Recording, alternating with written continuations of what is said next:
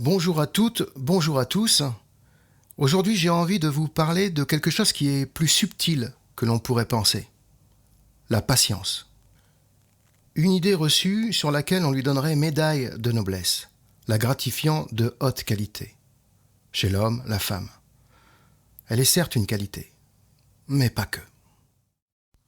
Dans le monde de l'invisible, le temps n'existe plus.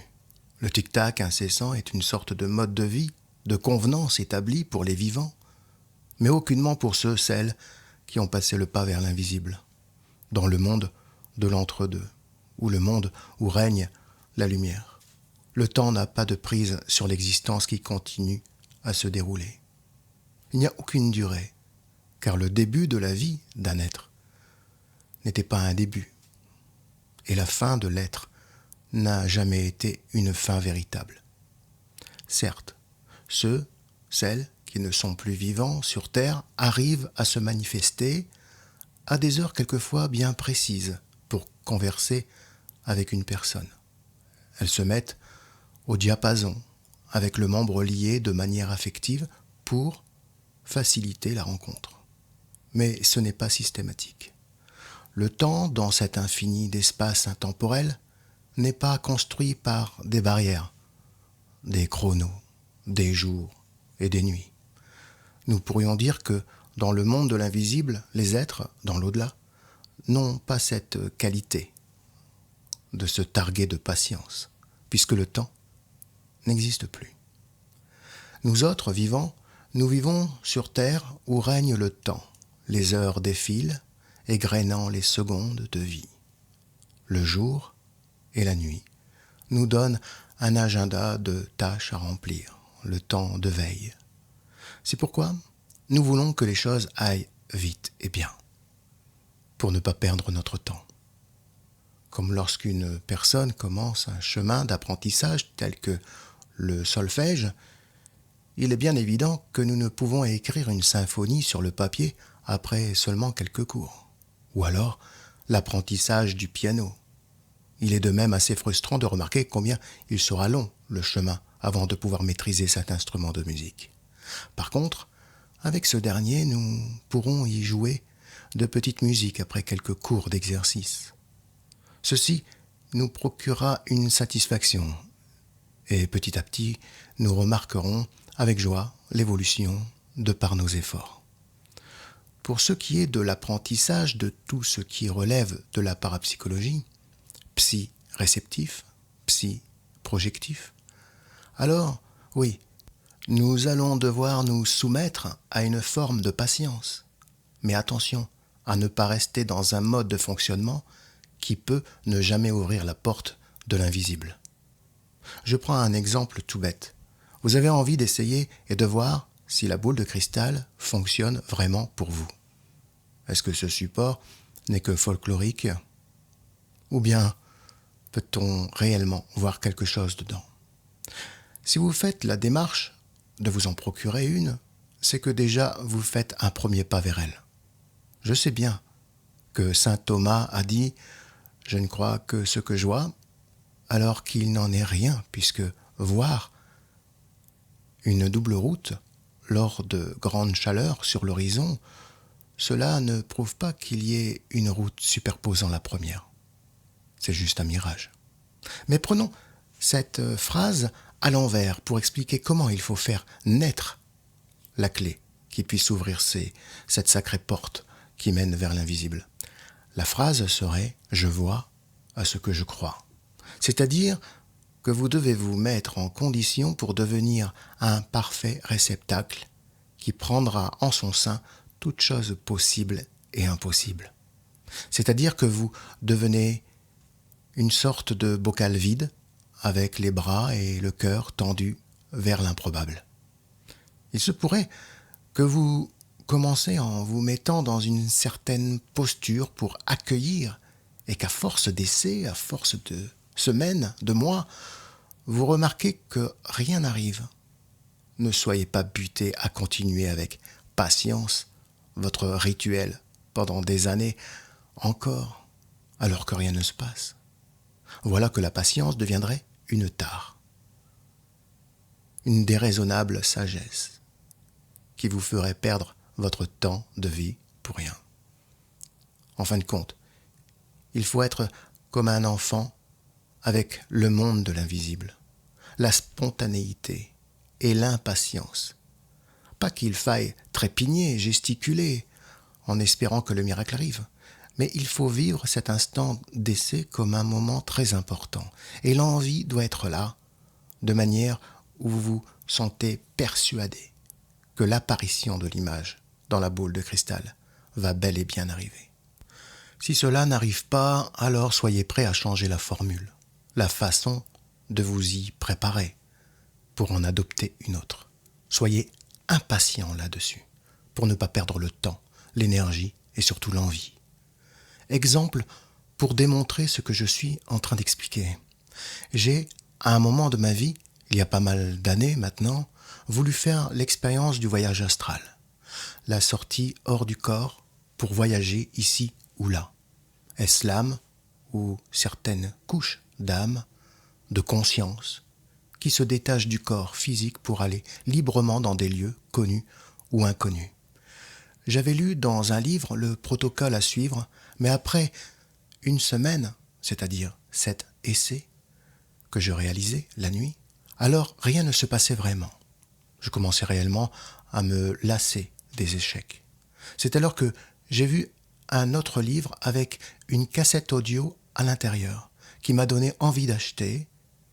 J'ai lu le livre, j'ai écouté quelques secondes la cassette et j'ai entendu une voix grave qui parlait sur une musique classique, air, de Jean-Sébastien Bach.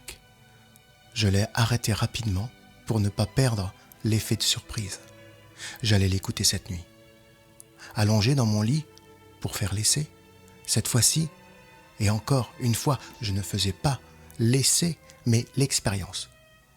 Je me le disais en moi-même, que cette fois-ci, j'allais y arriver. Car il ne faut jamais se dire que l'on va peut-être y arriver, mais plutôt que l'on va obligatoirement faire un voyage astral. C'est là que la phrase est importante à relire dans ce moment-là. Je vois ce que je crois. La nuit était là.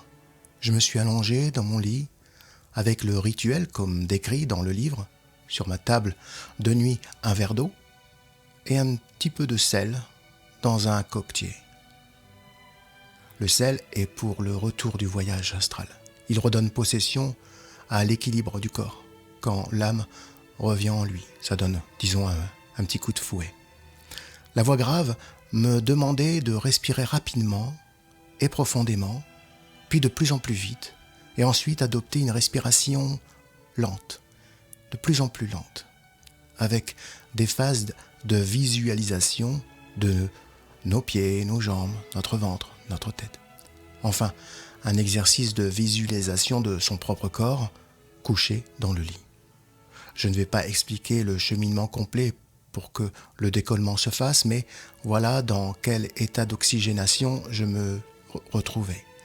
Et c'est alors que les 30 minutes de la cassette venaient de se dérouler. Elle comportait 60 minutes, mais les 30 minutes restantes ne comportaient plus la voix, mais juste la musique de Bach. La voix termina à 30 minutes en disant « Ça y est, vous vous décollez de vous maintenant ». Lorsque j'ai entendu le mot « maintenant », je me suis senti basculer sur le côté.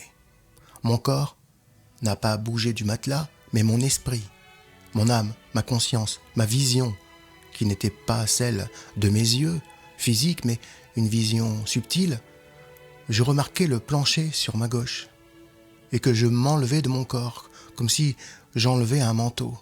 J'ai senti une sorte de vertige désagréable, mais pas au point de ne pas vouloir la suite de l'aventure. C'est alors que j'ai eu à peine l'envie d'aller vers le plafond que ma vision me montrait le plafond. Je n'avais ni chaud ni froid. J'avais comme l'impression de n'être que ma vision.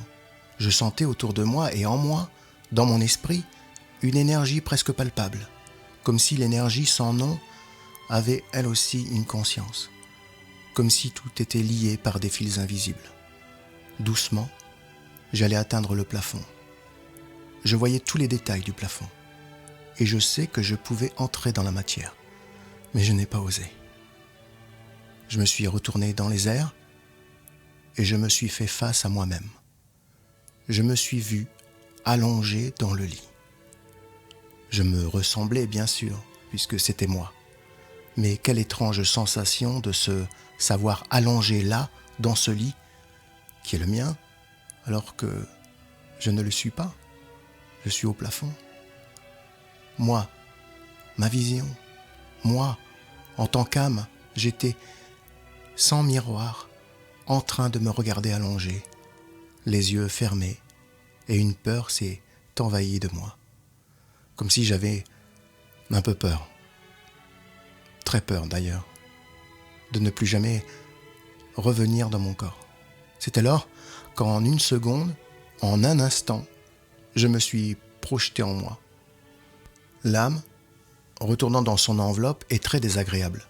C'est comme un coup de poing sur le cœur, dans la poitrine. On réintègre son enveloppe de manière brutale. Et je sais bien que cela s'est passé ainsi à cause de ma peur soudaine. J'ai ouvert les yeux, la pièce était dans la pénombre, je voyais le plafond à 2 mètres de moi. J'étais revenu, mais la peur était encore là. J'ai essayé de m'asseoir pour pouvoir prendre un peu d'eau, prendre le sel, mais je n'y arrivais pas. Mon corps pesait 1 tonne. J'ai senti de nouveau mon corps alors que je ne le sentais plus lors du petit voyage astral. C'était à la fois une sensation rassurante, car je ressentais de nouveau mon corps. J'étais donc vivant, mais tellement désagréable comme un manteau trop lourd et qu'on n'a plus l'habitude de porter. Voilà mon expérience du voyage astral. Cet exemple qui démontre qu'il ne faut pas rester dans une idée première et garder patience trop longtemps au risque de perdre l'envie. La faculté même du pouvoir agir peut partir.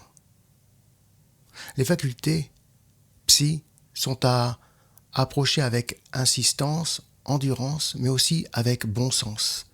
Si vous n'arrivez pas à casser une brique avec un marteau, essayez avec une grosse masse. Si vous n'avez pas cela sous la main, alors prenez un tournevis et grattez la pierre de multiples fois. Vous verrez qu'elle se divisera en 2. Pour dire autrement, si vous ne pouvez pas entrer par la porte, passez par la fenêtre. Je reviens avec la boule de cristal. Si l'on vous dit de la regarder sans cligner des yeux pendant des minutes, alors vous verrez des formes, des images, etc. Et si vous n'y arrivez pas, car vos yeux pleurent, que vos yeux vous brûlent, alors ne prenez pas votre mal en patience et passez par la fenêtre. Regardez autrement. Regardez-la et laissez-vous guider par un frisson, par une ondulation sensitive, une sensation étrange, mais bien réelle, comme lorsque vous sentez qu'il y a comme une présence derrière vous. Là, vous devez vous laisser happer par la sensation que dans la boule de cristal, une chose va se produire. C'est à ce moment-là que toutes les fenêtres s'ouvrent. Si cela n'arrive pas, cherchez à passer par la cheminée. Grattez la pierre pour entrer à tout prix dans le monde de l'invisible. La patience est de ne pas s'avouer vaincu, mais il faut y aller à chaque fois comme un enfant impatient. Car l'invisible se cache dans une virgule d'un long texte. L'invisible, c'est le silence entre 2 mots. La porte de l'invisible est une étrange sensation comme le ressenti d'un bâillement avant même de le faire. L'invisible, c'est l'angle mort d'un rétroviseur. Ce n'est pas parce que vous ne voyez pas ce petit bout de décor caché dans l'angle qu'il n'existe pas. Faites un pas de côté. Faites abstraction 1 seconde du monde visible et l'autre monde se montrera. Je vous souhaite plein de belles choses, d'expériences enrichissantes, mais pour l'heure, je vous dis bonjour, bonne soirée ou bonne nuit. À bientôt.